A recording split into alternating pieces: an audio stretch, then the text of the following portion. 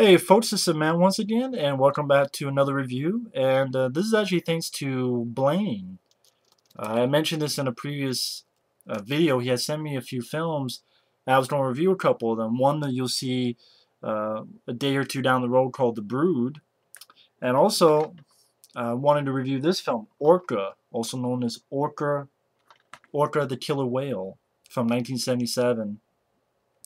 A film that pretty much this is a film that's pretty much been called a Jaws ripoff, which I don't really agree with because it definitely has its own stamp on it. It's not just some random killer whale killing people just for the fuck of it. In a way, this is sort of Jaws the Revenge done right and done before Jaws the Revenge, because kind of like if a killer whale had a vengeance, death wish type of thing against Richard Harris and his crew, Richard Harris, with his sort of spear gun, shoots at the male orca, snips like the fin, takes a little snip out of it, but then goes past it and hits the female. And from what we understand the movie, now granted, I know a lot of people don't like the film for the reasons that it's silly and it's unrealistic, but I was entertained and I liked it. I thought it was a pretty interesting idea, and I thought it was pretty well handled by director Michael Anderson. I liked the film. And it's silly, killer whales, they're not going to get revenge and vengeance. And I say the same thing, Jaws the Revenge. This is a piece of shit movie where, depending which version, they just hit a shark and it blows up just out of the blue, and the shark roars like a lion. This one, though, I think is handled much better. I think the effects work, and the way they use whether the effects of the whale or a real real killer whale, and also the effects I thought were well done. I thought the cast worked well, especially Richard Harris, because Richard Harris, you would know, okay, he's just a one-dimensional evil guy, but he's not. He's not really a one-dimensional evil guy. Early role by Bo Derek, Charlotte Rampling. She did okay. She's sort of a woman who knows a lot about whales. You got Will Sampson, who I believe he was in Poltergeist 2 as the Native American that helps the family in Poltergeist 2. I think most people remember him as the chief in One Who Flew Over the Cuckoo's Nest. And I thought the cast did a good job. I liked the score by Ennio Morricone. And like I was saying, a thing I liked about the film is probably why people don't like it, is for its unrealistic tendencies. But I thought it was a pretty cool idea. And yeah, I think it's Jaws the Revenge done the right way, because you really feel for this killer whale, because again, it nipped him, but then and apparently in this film, when they talk about whales, not only is that apparently they're super smart, and apparently they mate for life, meaning they have one mate and only one mate for their whole life, and that they're very protective about their family. And so when Richard Harris shoots and it hits it like right here and goes past, keeps going and hits the female that was behind the male. And then the female apparently is going to the ship, and you see it go against the... For a PG film, this show's in 77, a PG film, you get away with some blood. Because you see some blood filling the water, and someone going, oh no, she's trying to kill herself. And they get her and hoist her up. And this is a scene that really... Again, this is a PG film. Man, PG films in 1977. And this is why I don't call it a Jaws ripoff. I'm sorry. Yeah, it was made because Jaws was a success, but it did something different with it. And that's like the scene where they hoist the female killer whale, and you find out she was pregnant. and the baby falls out. Like, bloody and all, falls out. It's like a miscarriage. And Richard Harris freaks out, and, you know, they get a hose and get the baby off of the deck into the water. And the male is watching the whole time. And the way he's handling the male killer whale, I don't know whether it's a real whale they use or the effects, is done very well. I think it's done very well for a film in '77. And you feel for the whale, and the whale's watching, and you feel its pain, and you feel like, oh shit, like this is like a death wish with a killer whale. It's like, and at the same time, Richard Harris, he's not gloating about it. He's not happy about it. They're going and like they're going back. I'll get to more Richard Harris, but I'll just call it the male orca. Orca knows who the crew are now and sees Richard Harris's face. And as it's following the ship, and the female apparently, even as it's hoisted up, it's still alive, and Richard Harris is like, dump her. And someone goes out there and does it, and the fucking orca comes up, grabs the guy, and pulls him down and kills him. Which makes sense. I mean, in its eyes, you killed its woman and its his woman and his kid. And then, like, the thing with the killer whale, I like the way it was handled, because I thought it was well done, well shot. Whether it's a real whale or effects, however they did it, was pretty damn well. Because, again, it makes this orca a character. You see that it sort of pushes its dead mate, like, along the ocean. You see, like, other killer whales, and you see it pushing its mate across the water, and you have these nice wide shots from the director, Michael Anderson, which this guy, he did Logan's Run and the 50s Around the World in 80 Days. But yeah, he did Logan's Run. He did The Martian Chronicles, 1980 TV. Let's see. That film Millennium from 1989. Oh, he did Murder by Phone. I like Murder by Phone with Richard Chamberlain. That's a film I wish was on DVD. I like Murder by Phone. And Logan's Run, that's a film I want to give another chance one day. Logan's Run. But yeah, it just shows that this thing is a character, and you find out they actually followed the ship to shore and actually pushed its mate onto here, sort of to show them, look what you did.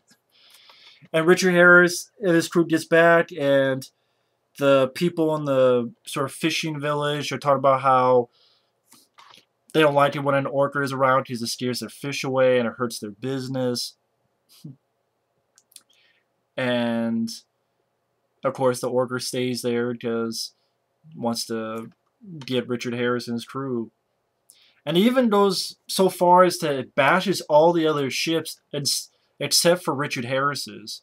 And like the female scientist goes, because it wants you to go out there on its turf.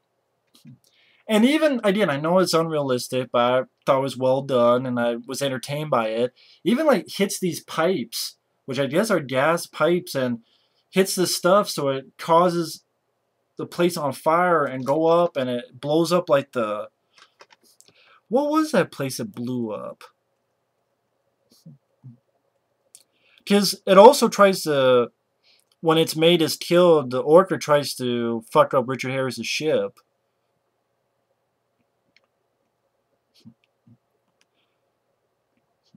They're trying to see, what did... Fuel reserves, that's what it was. The fuel reserves get blown up. And Richard Harris keeps going, I don't want to fight that whale, when everyone in the town's like, no, you don't go out there and do it because this thing wants you. And this is what I'm talking about, where Richard Harris wasn't a one-dimensional villain, because the whole time he wasn't with Glee. He wasn't with Glee at all. Apparently, he went out there to capture one and sell it for captivity, like SeaWorld or something. He didn't want to kill one. And then he tried to nick this one to capture it, but then it went by and killed the female by mistake. The fact that it was a mistake, an accident, I thought Richard Harris did a good job acting-wise. And he did a little bit later on with a Moby Dick type vibe to it. And like he tossed to a priest and goes, can you commit sin against an animal? And then tossed to the female scientist going, I know what he feels like. That's sort of like a reason why he doesn't want to go out there and hunt him down, because it's like there's even a point where he goes out there with a gun, and she's like, well, what are you doing? You don't out there with a gun, you don't shoot it, but yet you say you don't do this. And he goes, yeah, I have a gun, and yeah, I could shoot his eyes out, but I want him to see me. And if he is so smart as you say he is, I want to see if I can be able to communicate that I'm sorry that it was all an accident. I know people are like laughing, come on, this is silly. I thought it was pretty well done. I thought it was well done, well handled, interesting and different. It was a different kind of movie. It wasn't a Jaws ripoff. And Richard Harris, you find out his wife and kid had died by an accident, by a drunk driver. And he even says, I know what the animal feels like. I know why he wants revenge. And that's why he doesn't want to go out and hunt it, even though those people keep telling him he's willing to let it go. He doesn't want to leave because he paid rent there for a month. Pretty much the townspeople say, you better do something, otherwise we'll take Bo Derek and your other guy, and we're going to do something to them. And Richard Harris is like, okay, I gotta get you guys out of here. And that's where the Orca and its vengeance actually fucks up his house. Like, a lot of these guys' houses are sort of near the water, and it's punching holes through the bottom of the house. And, like, Bo Derek's there. She has got a broken leg. And the house keeps tipping and tipping down, and Bo Derek is sliding down, and the Orca comes out and bites her leg off. Like, takes her leg, and literally takes her leg. I'm like, wow, PG. I guess because you didn't have PG-13 yet. PG or R. But you need to get away with some shit in PG. I mean, takes her leg, and that's where Richard Harris finally goes, okay, you want me, you got it. And so he goes out there. And I guess maybe this is the Jaws comparison. This is the third act, because you have Richard Harris. You have a couple people getting on a ball, and they go out there to face... Oh yeah, one thing I forgot to mention, at the beginning of the film, they do their ode to Jaws, because at the very beginning of the film, someone who's with I keep forgetting the girl's name, Charlotte Rampling, which I thought she was an okay, but I don't think she was the strongest actress. Like, I like Richard Harris. And even though, like, I hate him for what he did, but at the same time, as through the film, I hated him less and less, because like, okay, I know it was an accident. At one end, you shouldn't have done it in the first place. On the other hand, I thought Richard Harris played it well. I thought knowing more about his character. That's what I mean. He's not just a one-dimensional bad guy, twirling mustache villain. I thought that was an interesting thing that they did with it. But you also understand the Orca's perspective too. Bo Derek's character didn't die, just took her leg. But I was saying at the beginning of the film, the female scientist, one of her friends, are out there, and you have a great white shark coming at him, and this killer whale just comes up and just hits the great white shark, beats the shit out of it, boom, and great white shark flies out and is like bleeding. And just to show you that the Orca, the killer whale, is not one to be messed with. So I kind of like that sort of ode to Jaws, shot at Jaws, however you want to call it. Probably because it knew it would be a Jaws ripoff, everyone would call it that way, but it's really not. I don't really call this a Jaws ripoff. Because, again, Jaws of Revenge maybe ripped this off. I swear, Jaws of Revenge ripped this off, and Orca did it better. And I thought the special effects were well done. I like the score by Ennio Morricone. And again, the finale, maybe this is why people call it a Jaws ripoff, because you have this guy here who was sort of buddies with Bo Derek. This guy here, the female scientist, Will Sampson, Native American guy, and then Richard Harris, and then also he was in this, right? Robert Carradine. I'm like, holy shit, it's Robert Carradine. He doesn't last long because he gets killed, but it's Robert Carradine from Revenge of the Nerds. This is before Revenge of the Nerds. But they go out there, and again, they're following the Orca and Robert Carradine. He's out, and again, I like the way it's shot. It comes up and grabs Robert Carradine and drags him down. I like the way it was shot. It's like, ooh, they got him. They got him. Because it's on this thirst of vengeance. It's this whole thing with the female scientist is really picking sides because like there's a limit to vengeance for this Orca. There has to be, but at the same time, you know, what are you prepared to do? Richard Harris's character, and Richard Harris, one end knows how it's feeling because his wife and kid were died because of an accident, but on the other end, you know, is, you know, killing people. So yeah, you get a little bit of that Moby Dick vibe to it as well. And I just thought, in the conclusion, like Will Sampson, he gets killed. Richard Harris, which I like the way this final confrontation, because it's like the killer whale goes under the ice and starts bumping holes in the ice as Richard Harris and the Charlotte Rampling are running across it. And it actually knocks the ice out so that it separates Richard Harris from the woman, and you know, tips it down so that he slides off, and you know, they have that final confrontation anyway. And lo and behold, I always spoil these, so fuck it. Richard Harris is killed, and the Orca, it almost looks like it wants to tear up or something, and I'm like, maybe that's looking more into it. Maybe it's one of those shots that you can draw your own conclusions. But then the Orca gets away. I mean, the Orca, its vengeance is satisfied, and this is one of those killer animal films where the killer animal is not really a true monster villain. There's vengeance, and maybe that's why he lives at the end. That's why he lives at the end. And just goes away. So I find that kind of... And I just liked the film. I thought the cast did a good enough job. I thought Richard Harris was really good. I thought the effects, I thought it was an interesting idea, sort of a Death Wish type of version of, but from the animal's perspective. And I thought that was kind of interesting. You bring a little bit of a Moby Dick into it, and you bring a little bit... I think Richard Harris was not a one-dimensional character. He was more of a three-dimensional character, which made it more interesting. And I thought you felt for the whale. You felt for it, and that's hard to do. I thought the director did a really good job with that. It's not that long a film. It's a 90-minute film. I don't like the song at the end. There's some shitty love song at the end. I hate that love song. That's one of the things...